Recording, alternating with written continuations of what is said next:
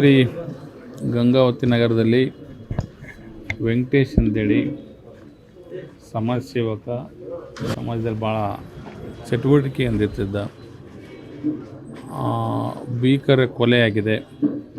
ಸಾರ್ವಜನಿಕ ಹೇಳೋ ಮಾಹಿತಿ ಪ್ರಕಾರ 6 ಜನ ಬಂದು ಕೊಲೆ ಮಾಡಿದ್ದಾರೆ ಅಂದೇಳಿ SP ಅವ್ರ ಜೊತೆ ಈಗ ಚರ್ಚೆ ಕೂಡ ಮಾಡಿದ್ದೀವಿ.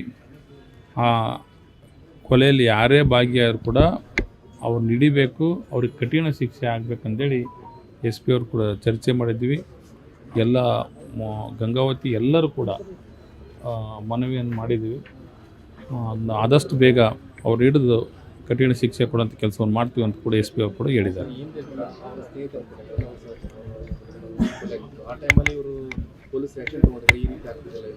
ಆಮೇಲೆ ಅದು 1 ತಿಂಗಳಿಂದ ಇವರಿಗೆ ಕರೆ ಮಾಡಿ ಬೆದರಿಟ್ಟು 1 ತಿಂಗಳಲ್ಲಿ ಮುಗಿಸ್ತೀವಿ ಅಂತೇಳಿ ಹಾಕಿದ್ರಂತೆ.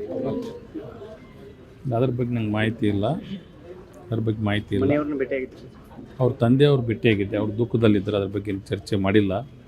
ಇದೆಲ್ಲ ಮುಗಿದ ಮೇಲೆ, ಅಂತ್ಯಕ್ರಿಯೆ ಮುಗಿದ ಮೇಲೆ ಅದ್ರ ಬಗ್ಗೆ ಮಾತಾಡ್ತೀವಿ.